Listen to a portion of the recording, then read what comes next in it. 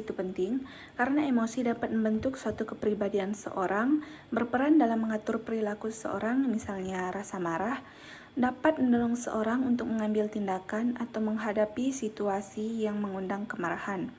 Pentingnya persepsi karena merupakan dasar dari bagaimana kita memahami dan berinteraksi dengan lingkungan di sekitar kita. Persepsi dapat membantu dalam pengambilan keputusan. Pentingnya sikap mempengaruhi kinerja. Sikap positif terhadap pekerjaan dapat meningkatkan motivasi, produktivitas, dan tanggung jawab. Analisis emosi dan suasana hati. Emosi atau suasana hati yang dialami Dita bersifat negatif karena ia merasa frustasi, kecewa, marah, tidak dihargai, dan stres. Dita merasa bahwa tim tidak menghargai kontribusinya.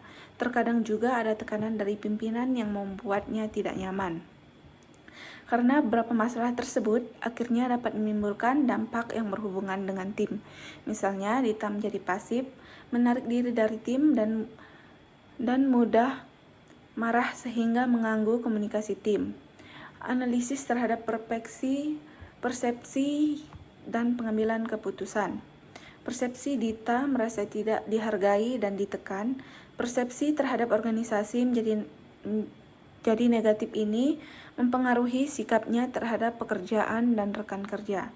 Persepsi atasan dan rekannya menganggap Dita tidak kooperatif dan kehilangan semangat. Pengaruh terhadap keputusannya, yaitu karena persepsi yang berbeda-beda dapat menciptakan ketidaksinkronan tim. Kaitan terhadap bounded rationality, keputusan diambil berdasarkan informasi yang tidak lengkap atau terbatas oleh emosi dan persepsi masing-masing. Kaitan terhadap intuisi adalah, jika digunakan tanpa pemahaman emosional, bisa menyebabkan keputusan yang tidak tepat. Analisis sikap dan kemampuan emosional. Sikap kerja Dita, yang pertama kepuasan kerja. Kepuasan kerja menjadi rendah karena Dita merasa tidak dihargai dan tidak didukung sehingga keputusan kerja menurun. Yang kedua, komitmen organisasi. Komitmen organisasi melemah ketika kontribusinya diabaikan dan ditekan terus diberikan tanpa dukungan. Loyalitas Dita terhadap organisasi menurun. Yang ketiga, keterlibatan kerja. Keterlibatan kerja rendah, Dita menarik diri dari diskusi tim dan tidak terlihat aktif. Kemampuan emosional. Self-awareness atau kesadaran diri. Jika Dita tidak mengenali perasaannya, misalnya merasa tidak dihargai, ia dapat mengomunikasikannya secara konduktif.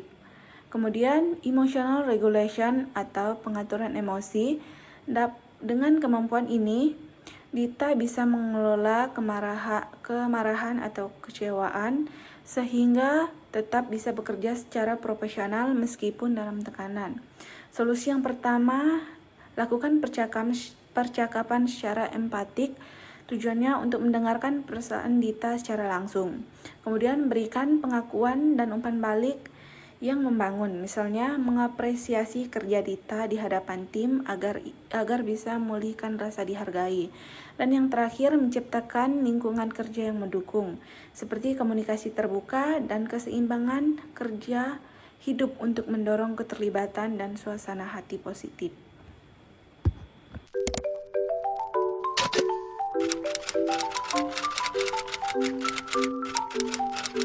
Thank you.